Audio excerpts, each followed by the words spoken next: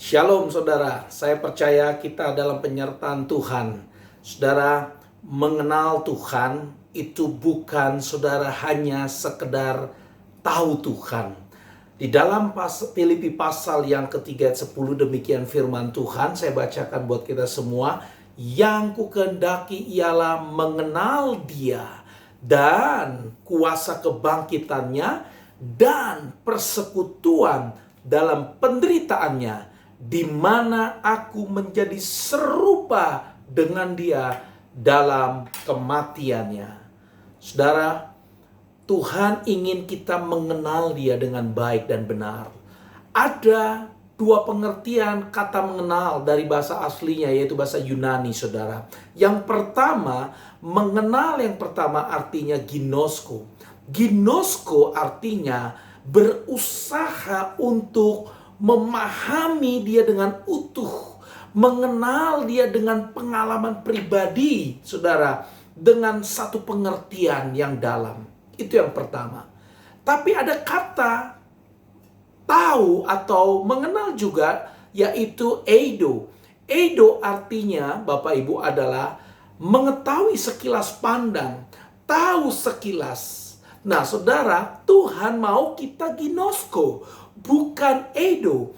Ginosko artinya mengenal Dia dengan pengertian yang dalam dan bahkan mengalami Dia dengan utuh, saudara.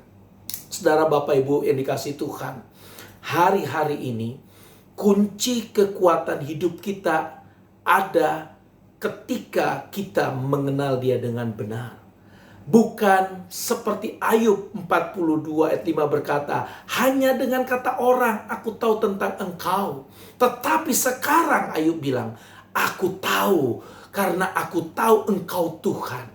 Saudara, kita nggak boleh tahu Tuhan, kita nggak boleh tahu Bapa hanya apa kata orang. Tapi kita harus ginosko, mengenal dengan pengertian yang dalam, bahkan mengalami Bapa kita, Tuhan kita, Yahweh kita dengan dahsyat, saudara. Bukan apa kata orang. Saudara, mengenal Tuhan itu memiliki satu usaha yang dalam, saudara. Saudara, kita gak bisa mengenal Tuhan hanya datang beribadah setiap hari Minggu. Hanya cuman saudara sekedar ikut-ikutan ke persekutuan-persekutuan doa. Saudara, mengenal Tuhan itu harus datang dari hati yang dalam, haus dan lapar akan Tuhan. Seperti Daud, seperti Yusuf, seperti Abraham, seperti Daniel. Orang-orang ini mengenal Allahnya dengan powerful. Mereka bukan sekedar tahu Tuhan, tapi mereka mengalami Tuhan. Nah, ini yang penting, saudara. Mengalami Tuhan. Tahu sahabat kita, tahu saudara presiden kita, beda dengan kita mengenal presiden kita, mengenal sahabat kita. Dan saudara, ada orang tahu presiden, tapi belum tentu dia mengenal atau mengalami, saudara. Epiginosko atau ginosko itu beda, saudara. Saudara, Tuhan mau kita ginosko dengan Dia. Pengalaman dengan Dia, saudara, akan menghasilkan kekuatan-kekuatan yang dahsyat. Saudara, Daud ketika dia mengenal siapa Tuhannya dengan dahsyat, Daud memiliki satu kekuatan. Daud memiliki satu, saudara, pribadi yang tangguh, yang kuat. Dia tidak takut, tidak gentar menghadapi siapapun, saudara. Bahkan Goliat pun dia berani hadapi. Saudara, orang yang mengenal Bapaknya dengan benar secara ginosko, maka orang itu akan memiliki pribadi dan karakter yang dahsyat. Daniel memiliki pengenalan akan Tuhan, saudara. Yusuf memiliki ginosko dengan Tuhan dengan dahsyat. Makanya Daniel, saudara, Yusuf, saudara, memiliki satu karakter yang excellent, saudara, yang tidak dimiliki orang sejamannya, saudara.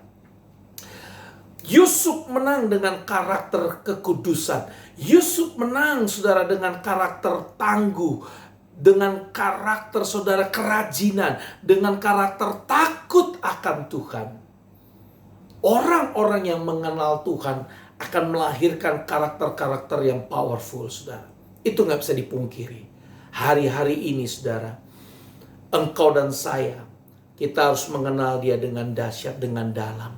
Saudara, bagaimana caranya kita bisa mengenal dia? Bukan teori. Saudara, mengenal Tuhan tidak bisa kita hanya dengar Alkitab, dengar firman, saudara dengar khotbah-khotbah orang. No way. Saya mau beritahu saudara, mengenal Tuhan, engkau harus datang bersekutu dengan dia secara personal, secara pribadi.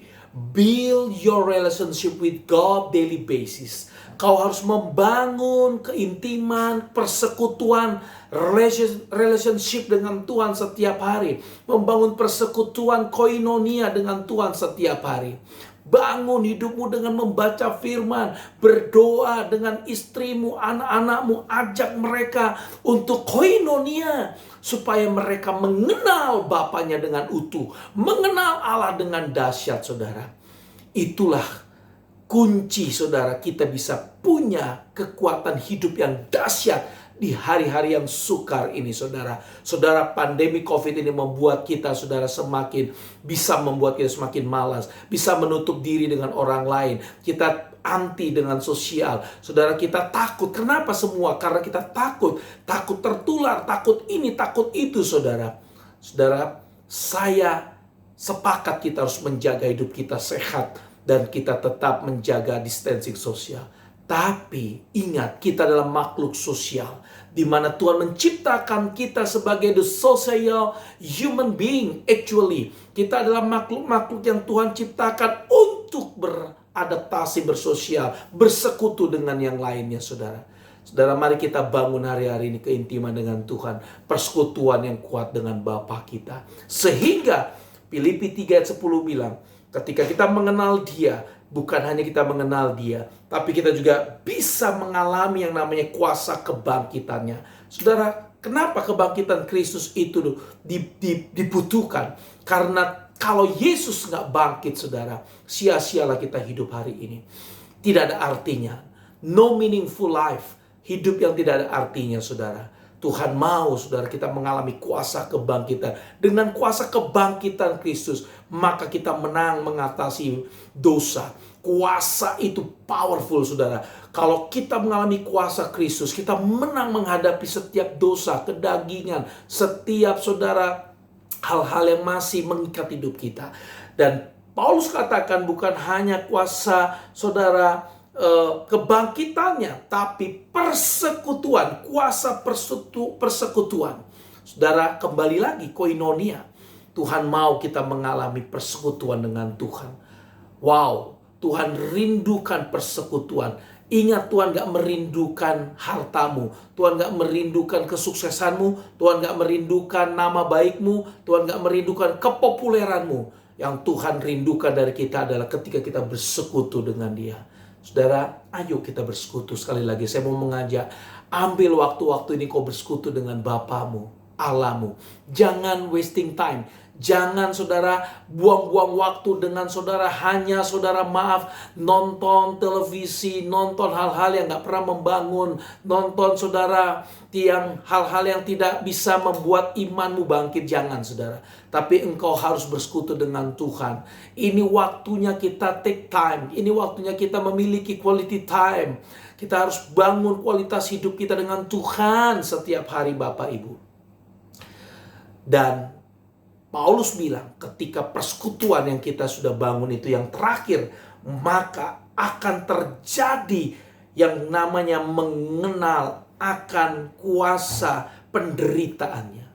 Wow, saudara, kita di dunia ini, Tuhan bukan hanya ingin kita, saudara, menikmati dunia ini.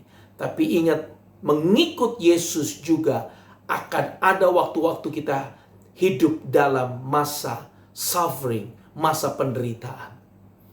Saudara, ya baik kita hidup diberkati, ya baik hidup kita berlimpah, tapi ingat, ada masa-masa Tuhan juga izinkan suffering, penderitaan yang harus kita alami. Saudara, kita sedang masuk di dalam hari-hari ini adalah masa-masa yang sulit, mengalami banyak penderitaan-penderitaan, saudara. Gak mudah kita hidup hari-hari ini. Tapi Tuhan ingatkan, Di dalam penderitaan dengan Kristus, kita pasti mampu menghadapinya.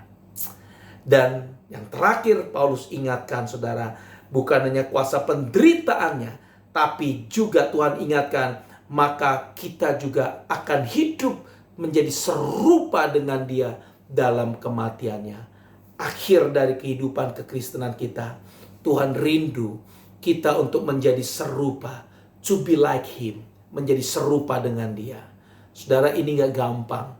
Saya rindu menjadi serupa dengan Kristus. Saya percaya Bapak Ibu Saudara, engkau juga rindu menjadi serupa dengan Kristus. Sekalipun sekali lagi saya katakan, tidak mudah kita hidup hari-hari ini untuk menjadi serupa dengan Kristus, serupa dengan sikap Kristus, serupa dengan pemikiran Kristus, serupa dengan habitnya Kristus, serupa dengan moralnya Kristus. Nggak gampang saudara. Tapi itu yang Tuhan rindukan.